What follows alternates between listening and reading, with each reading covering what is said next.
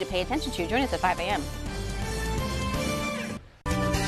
This portion of the news is brought to you by Hy-Vee, where there's a helpful smile in every aisle.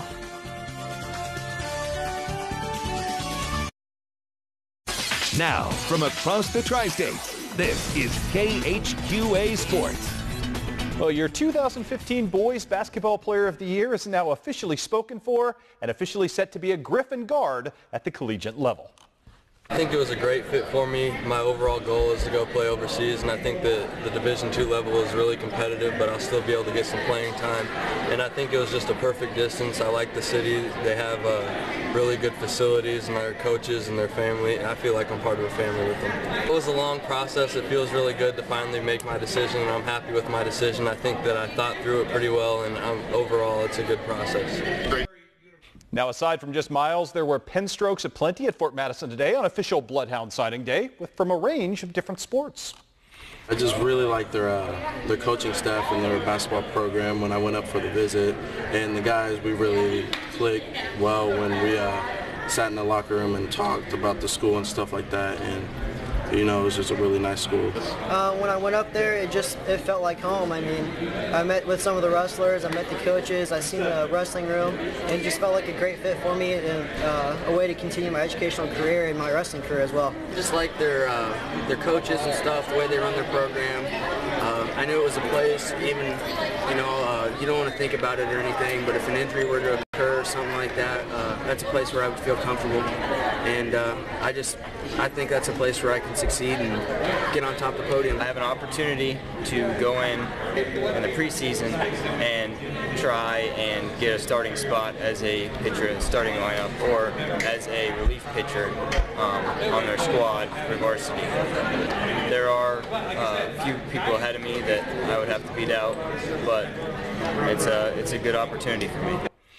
Well, my battery sadly died on me before I got a chance to interview the two talented Lady Hounds who played today, but our congratulations to co-college track and field and cross-country edition Kaylee Alvarez, as well as to softball slugger Lady Burke, who's headed just up the road to Southeastern Community College as well. The Great Lakes Valley Conference is making a killing on Quincy High School soccer talent. The Blue Devils' annual signing day festivities exported talented keeper Tyler Gerst to Drury and kept a trio of Blue Devils in the Gate City, including adding Ben Merrow, Evan Curran, and Seth Whitty to the growing Quincy University powerhouse. I think it's a credit not only to the kids but to their parents that they've stuck with the program for 4 years. You know, they're going all the travel and soccer and doing all the things to prepare themselves to go to the next level. And as a coach, that's what you want your kids to do. Not only just if it's for soccer, you want them to go on and continue into education as well. That's probably the number one focus, that not only are these kids going to get a good education at the college they're going to, but they're getting a chance to play something that they loved and been doing since they were 5-6 years old. So that's the thing that I like the most.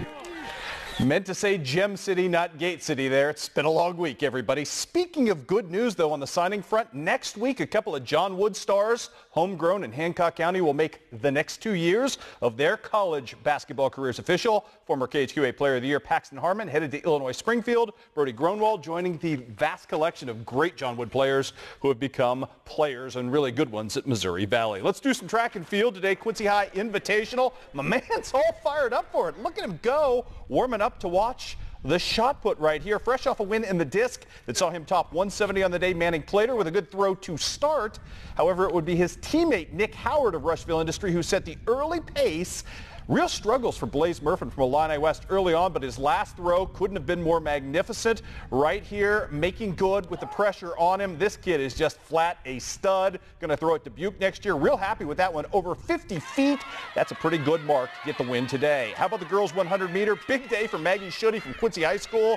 She starts things off right here, holding off Kaya Burse right there for the win.